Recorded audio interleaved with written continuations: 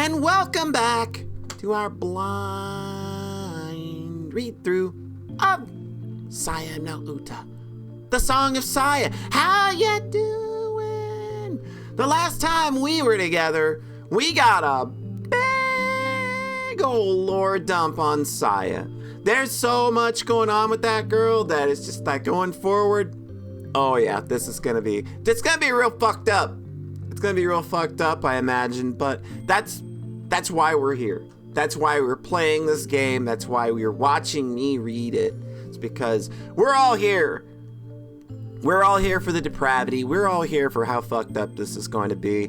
And like I've said, I feel like we are cruising right into a big final confrontation here with Fuminori, Koji, Dr. Tombo, and Saya. So exciting to see where all this is gonna go. So why wait a moment longer? Let's get this going up here. Video game, activate. Hey, it activated once again on the first try.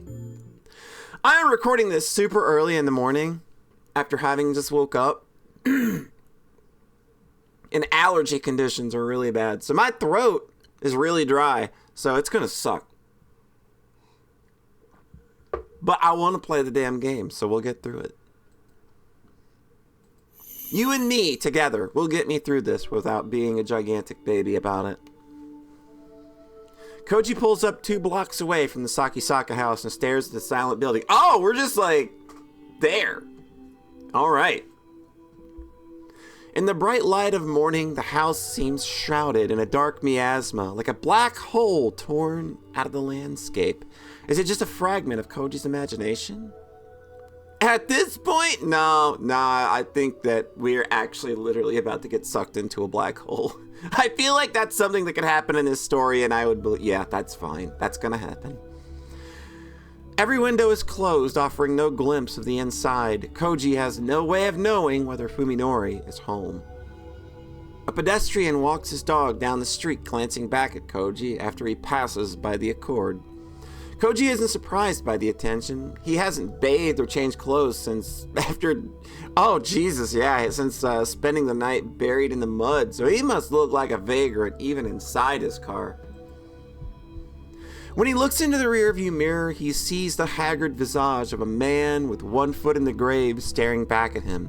It's hard to believe that the tired, unshaven face is really his.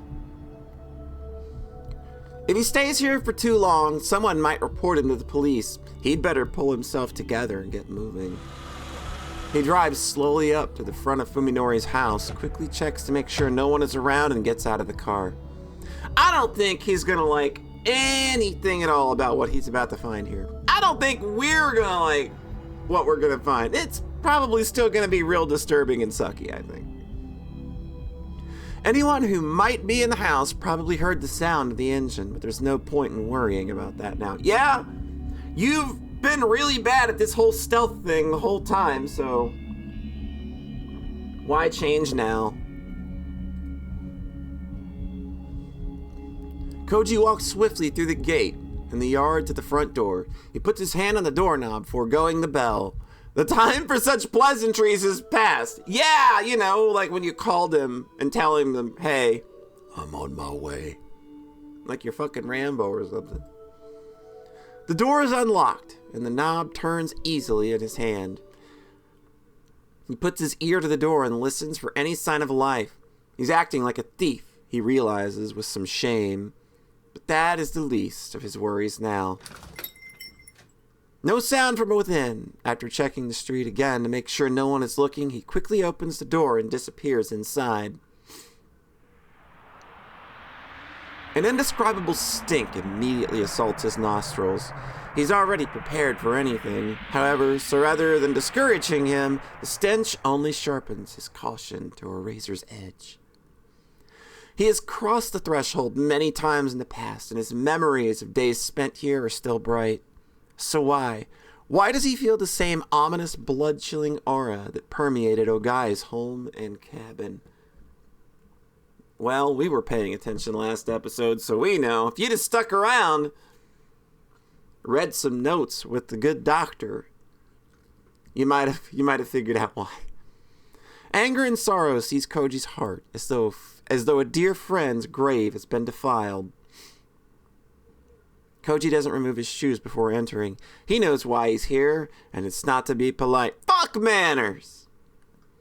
Every storm shutter is closed, filling the house with gloom, and he can see nothing but pitch-black darkness through the open doors in the hallway.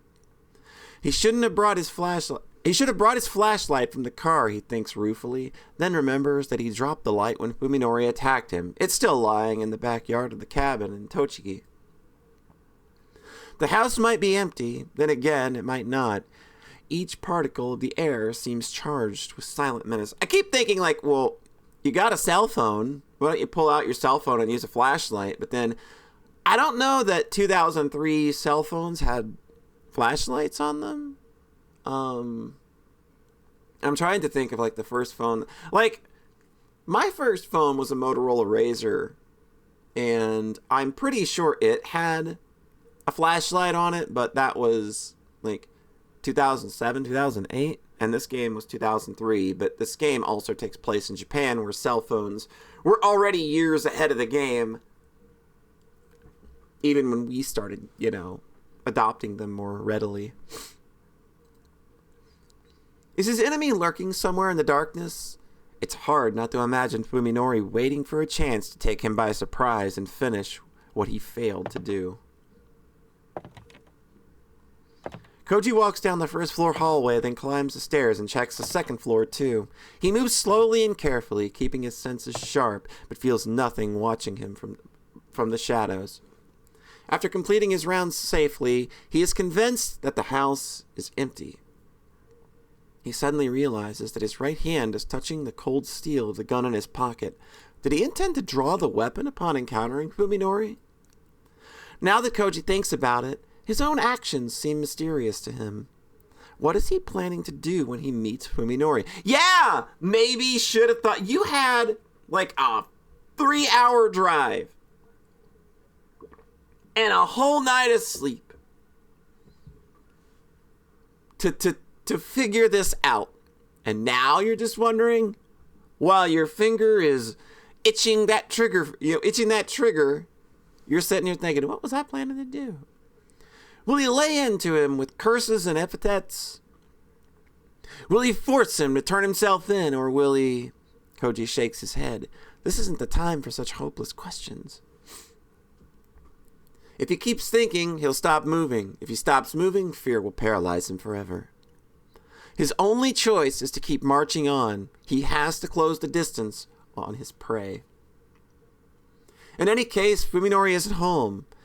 What form their reunion takes will probably be decided at the moment of their meeting. All Koji has to do is not hesitate when the time comes. Still, why does the whole house smell like stagnant water? It's been 3 months since Fuminori distanced himself from his friends. What kind of life has he been leading all this time? Koji enters the living room and feels along the wall for a light switch. The moment he flips it on, the answer to his question is revealed. How far has Fuminori gone? Koji realizes that this is the first time he has encountered Fuminori's insanity in visible form. From the dust piled in the corners of the room, it's clear that the paint was not applied recently. How many nights has Fuminori spent surrounded by this maddening array of color?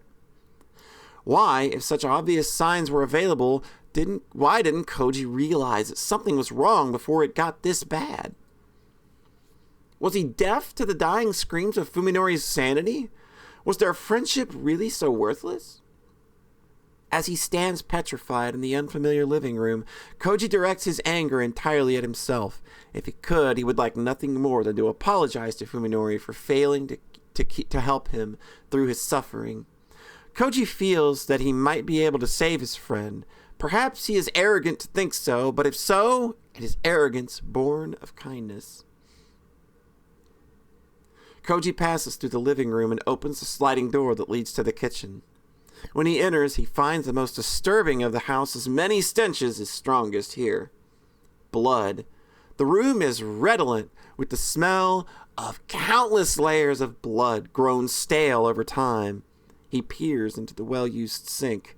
Around the rim, he sees faint brownish red blotches which water alone couldn't rinse off. Even more obvious are the stains on the dish rag. Such stains are proof that the rag has been used and reused countless times. But what it could have been used on to make it that sickening burgundy color. Koji stares at the refrigerator next to the counter as though it were a monster waiting to swallow him whole. With what's in there, I wouldn't be surprised. Like, if the built-up malice in there wouldn't be something that couldn't fucking eat you alive. He stands motionless until he is able to work up the courage simply to touch it. Then he steels himself, grabs the thick handle, and opens the door.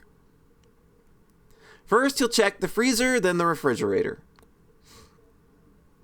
The freezer is packed with frozen meat of varying shapes and sizes. As each piece is wrapped tightly in frosted over plastic, he can't really tell what kind of meat it is. The meat in the refrigerator, however, has already been thawed for consumption. Oh, there you go. That's lovely. There you go. There's a bento worth taking to school. Oh! Well then. Huh. For a while, he can only stare in disbelief at the 5 fingers beckoning him from the back of the compartment. They are long, slender fingers of a woman, their bluish tinge giving them the appearance of waxworks.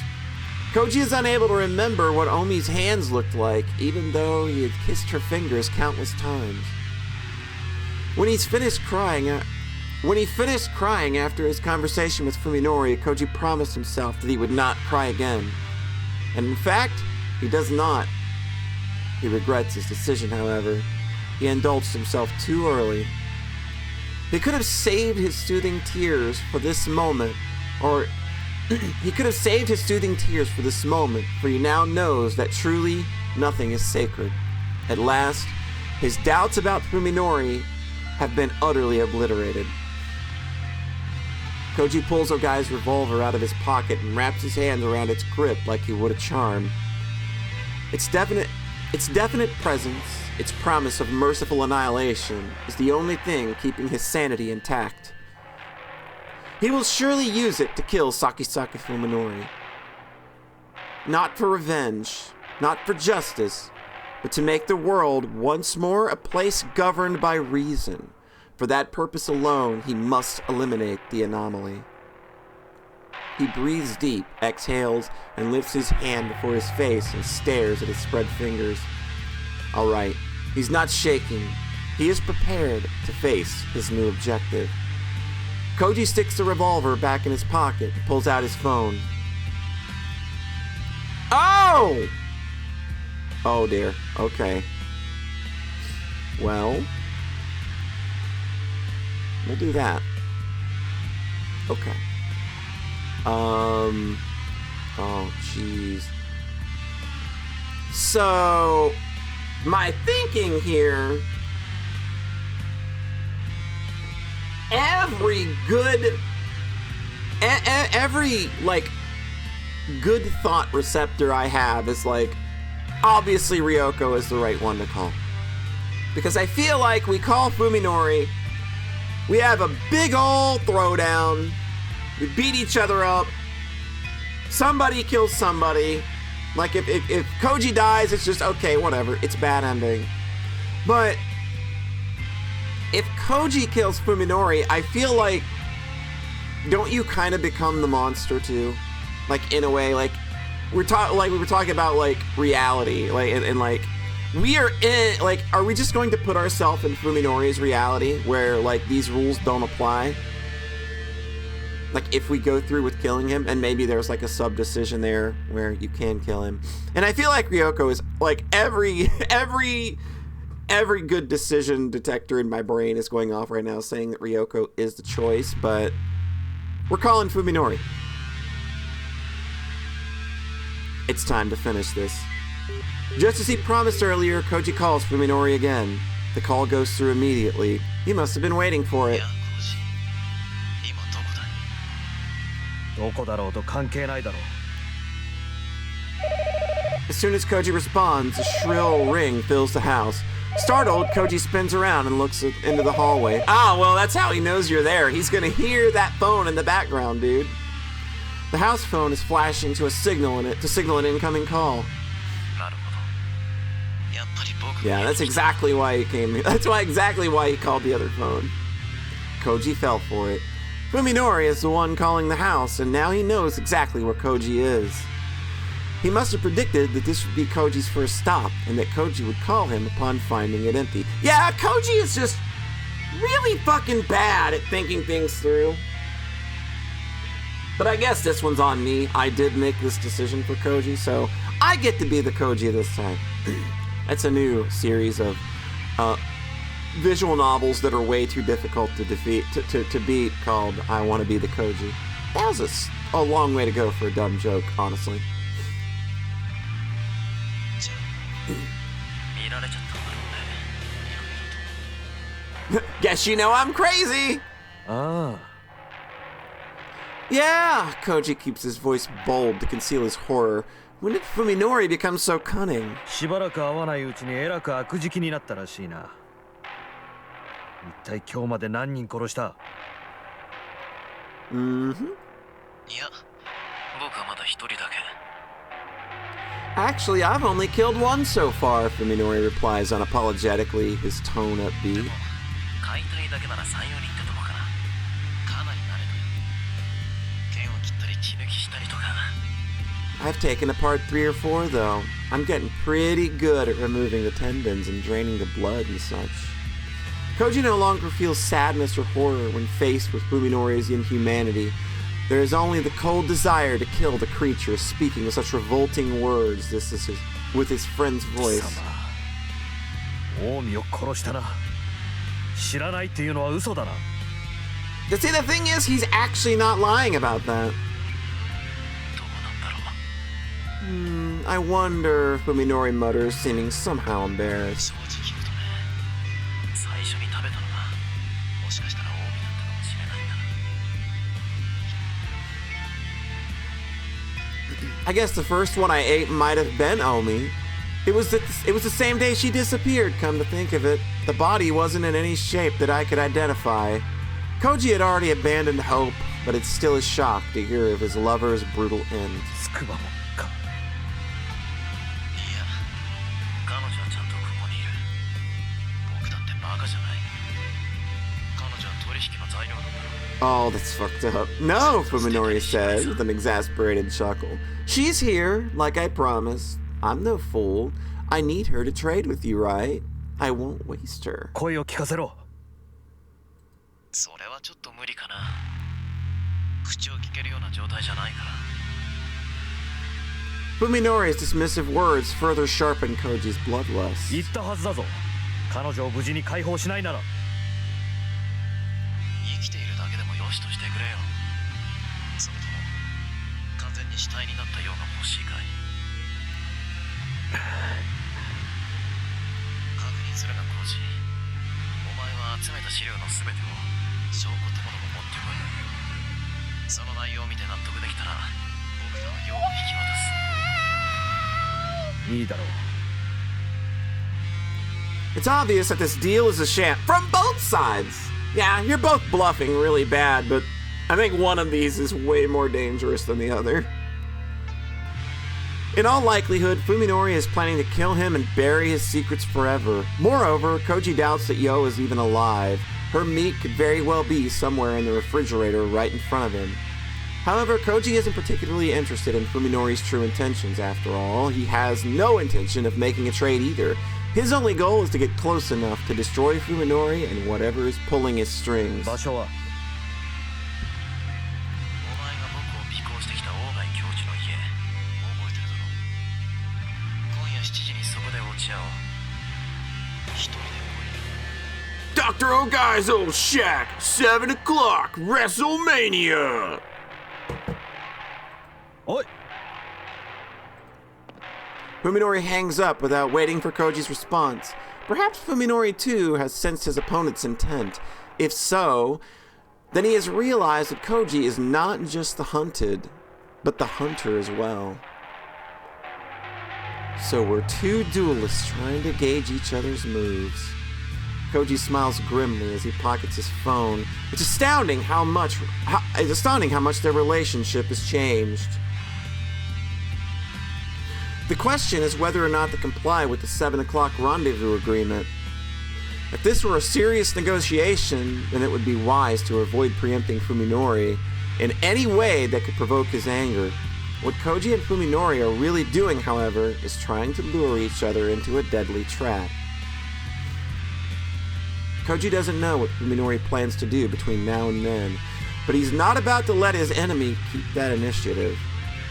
The fierce bloodlust that has taken root in his heart is more than enough to energize his exhausted body. Koji leaves the death-filled house, his stride more determined than before. Are we doing it? Are we throwing down? Today was the first time I've driven since my accident last summer. The proposition is always too dangerous to consider given my inability to recognize roads and cars. Things have changed, however, in the 3 months that I've had to adapt to my condition. I know what the cars and pedestrians look like now, and even though I can't exactly see colors, I've learned to decipher lights and turn signals. I still can't read street signs, of course. Nevertheless, I managed to make it safely to our destination with Saya and Yo in the back seat. That's gonna be an ugly back seat for anybody trying to sit down in this car ever again. Like, do not sit in the back seat. Like, that's a car that's gonna, like, it's the old, like, drop a fish in under somebody's back seat and let it get a stench if you really hate them. Am I the only person that's done that at least once? But yeah, I imagine anywhere our girl Saya goes, that's kind of like the effect that she's creating. It's gonna be real goopy too. You don't want a goopy backseat. It was Saya who came up with the idea for our new hideout, an abandoned building she'd discovered while living with Dr. Ogai. In these hilly suburban residential areas, it's not hard to find thick patches of underdeveloped forest just off the beaten path. Saya's old playground is located in one such secluded area, unaffected by the flow of everyday life. It used to be a privately operated sanatorium hidden among the silent trees. After the owners went bankrupt, it remained unsold and was eventually forgotten. Somehow this game, taking place in an abandoned sanatorium for its climax, just does not shock me in the least. It's like, that is the most, like, that's the most on the fucking head, on the fucking nose, like, location you could have chosen. After I left Saya and Yo at the hideout, I returned to town to make some preparations. Now I'm finally back at our refuge. I like this ruin from the moment I saw it. Mountains of construction materials and garbage litter the front yard, forming a serviceable barricade. This place looks even less likely to receive unwanted attention than our house. Since my brain sees humans as revolting monsters, places they've been tend to stink or seem covered in filthy slime. Ruins like these, long empty of life, are the places I find most restful. Tadaima. I'm back, I call out to let them know that I'm not a stranger. Then I go down to the basement where they're hiding. おかえりなさい。車平気だった？もう全然問題ない。一方通行の標識もどういうのか分かったし、スピードさえ出さなければどこを走っても大丈夫だよ。一通り調べたけど、やっぱりあれからずっと人が来た様子はないみたい。ここは安全だよ。そうか。ならいいんだけど。I'm a little worried that this abandoned building could become a hangout for a biker gang or homeless people. 多分表に積み上げてあるゴミのせい。あれ普通の人間にはちょっと耐えられないんじゃないかな。I kind of feel like it would get condemned at some place and maybe like get reclaimed by the city or something. Because that's definitely happened to a few places where I lived, where you'd see a place go into disrepair this bad, and like the city's just like, yeah, we're just taking this and we're knocking it down, and now it's a field. Might be different in Japan, though. Again, like, Japan is not a society that really tolerates, like, uncleanliness, so I kind of feel like places like this would probably... Not that they don't exist. Japan is not an idealist fucking utopia or anything, but I do know that, like, in larger cities and places, like, and this game takes place pretty close to Tokyo, or in Tokyo, then, I don't know. I just feel like any place you want to keep with your fetid stench might not be the most doable. But we'll see. It doesn't bother me at all. I rather like it, in fact. But of course, normal people would feel differently. で、文則の買い物はいいの見つかった？ああ、もちろん。What did you find? What'd you get? Oh! I proudly unwrapped the weapon I just bought from a camping ground store. A 1 meter long wooden axe. The biggest and sturdiest I could find. Okay. Yeah, that's gonna do some damage. 刃渡り15センチ以上のナイフは銃刀法違反だなって張り紙してあるのに。その隣でこんなもの売ってるんだよ。Okay, that is very good, delicious irony. You're not wrong. I grip the axe with both hands, testing the dependable weight, then swing it like a baseball bat. The deadly steel blade sweeps through the air, right where a person's neck would be. Yo, who's sprawled out on the floor, flinches at the sound and curls herself into a ball. 切れ味とかどう？用で試してみた？ Oh God! Oh God! Saya, please. Calm thyself. いや、それはちょっと。I definitely wasn't expecting Saya to suggest something so brutal. 心配いらないよ。今のような体だったら。Oh no! 割と簡単に Now she's like, no, come on, do it. Do it, do it, do it. Come on, do it, do it, do it. いや、それにしたって痛いだろ。そっか。うん、そうだね。Oh yeah, I guess you're right. It must have slipped her mind completely. She smiles at the oblivious Yo as if to hide her embarrassment, then says, でもさ、痛くされた時のようの声って、それはそれで可愛いよね。But her screams are pretty adorable, don't you think? いや、やっぱり人間に斧で切りかかるってのは気が引けるよ。Well then, how do you expect? How do you expect, Mr. Big Balls? How do you expect to take on your boy Koji? Rambo's coming for you. そうなの？じゃあ、コウジさんは？ Here you go. This girl's got a good head on her shoulders. そりゃだって。It would be obvious, but I guess that Saya still doesn't understand. やつは僕には人間に見えないから、切ろうが潰そうが平気なもんさ。Okay, fair point. そんなに違うんだ。そうさ。人間には良心があるからね。どんなに憎い人間だろうと、人を殺すと思うとブレーキがかかるもんだ。そこが僕の称賛でもある。I mean, if you think so, dude. 本当に？ I don't know. I kind of have doubts. Like, is he so far gone that, like, he really wouldn't have any care about, like, slicing somebody down that he knows, like, you know, being the one to do it? Maybe, I don't know. Like, he did push him down a well. I don't know. It's hard to say at this point. I can't read this guy, but then again, like, when you are this far into depravity, maybe it's just like, you don't know, like, when the synapses of sanity are going to kind of like snap into place sometime at some point. Especially if this guy goes after Saya, you know, like what if he sees gross meat monster and is just like, the fuck is that? And just starts shooting it. Saya seems awfully subdued. I guess she's concerned about what'll happen when I have it out with Koji. 体格じゃあいつが上だし、普通に喧嘩したんじゃ勝ち目は薄いかもしれないけどね。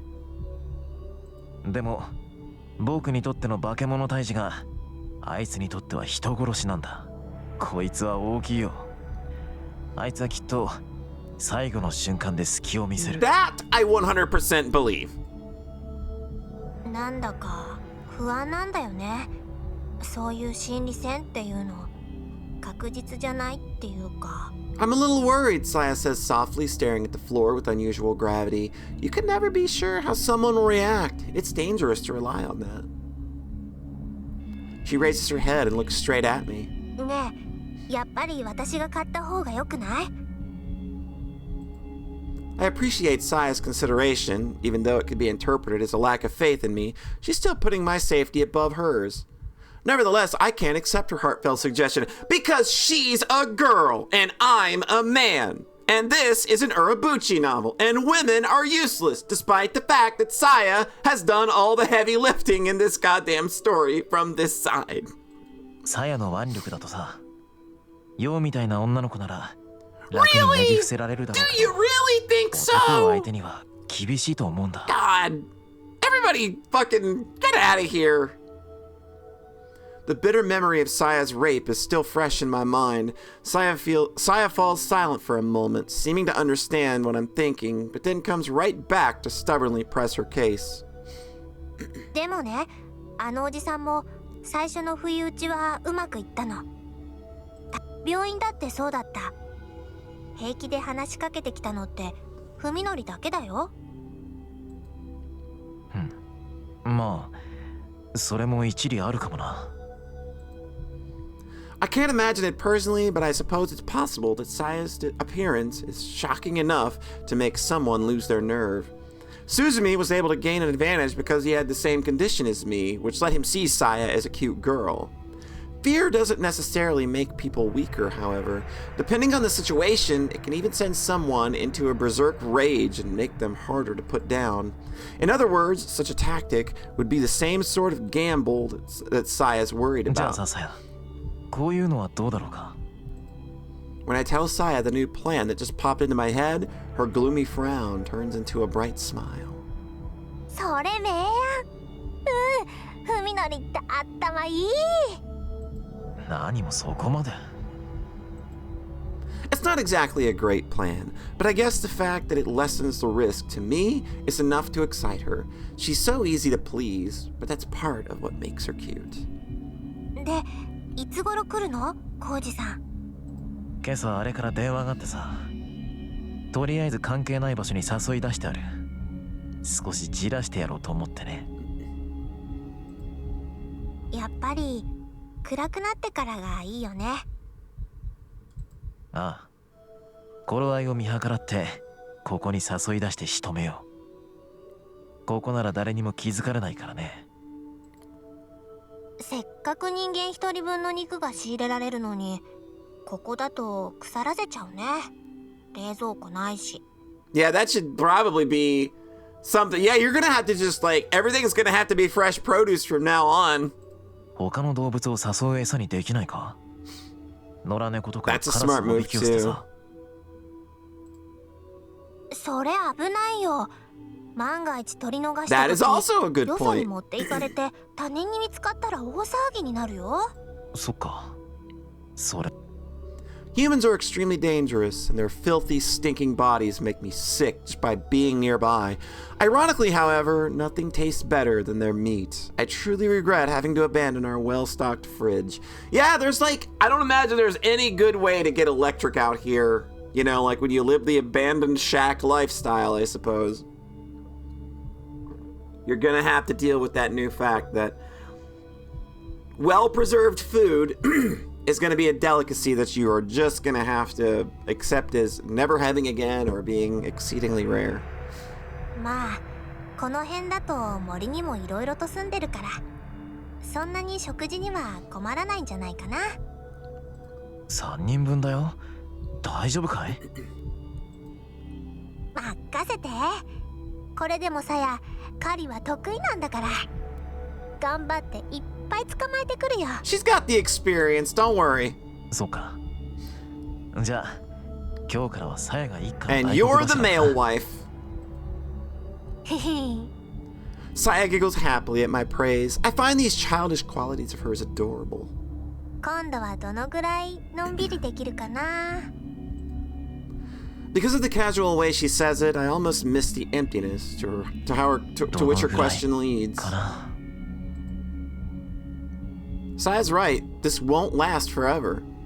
No matter how safe this hideout might seem, we will have to abandon it eventually. The slightest mistake could put our life together in jeopardy, just like when I failed to silence Koji. Some dumb kids might decide that this old ruin is a good place to test their courage, or this land might be targeted for new development. In order to be together with Saya, I have chosen to live apart from society.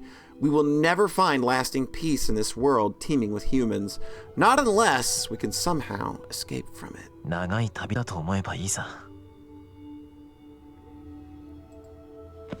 I pull Saya into my arms and fold my hands against her slender shoulders and whisper. どうせ人生なんて旅みたいなものなんだ。時の流れを見送るか、自分自身が流れていくか、それだけの違いだよ。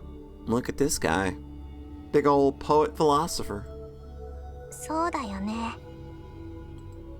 Saya smiles softly, perhaps in resignation, perhaps in sadness. Either way, there is peace and contentment in her expression. それでも一人ぼっちじゃないし。だからさやは寂しくなんかないよ。 Just you and me and our little puppy girl. ああ、 I have no regrets.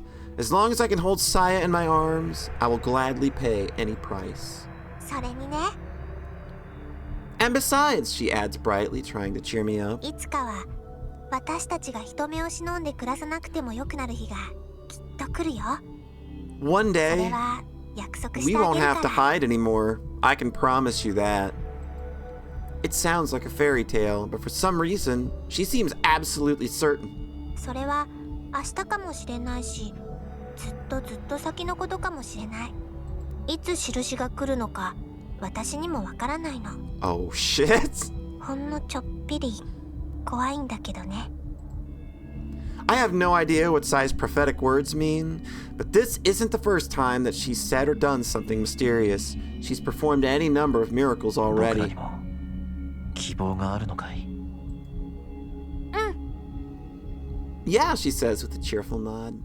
きっとそれがさやが文則に送ってあげられる最後のプレゼント。さやの最初で最後の務め。 That is heavy! And that is where we are going to call it. So, that was very exciting. That was a very good episode. There's so much going on. Like, we are cruising right into a big old fight.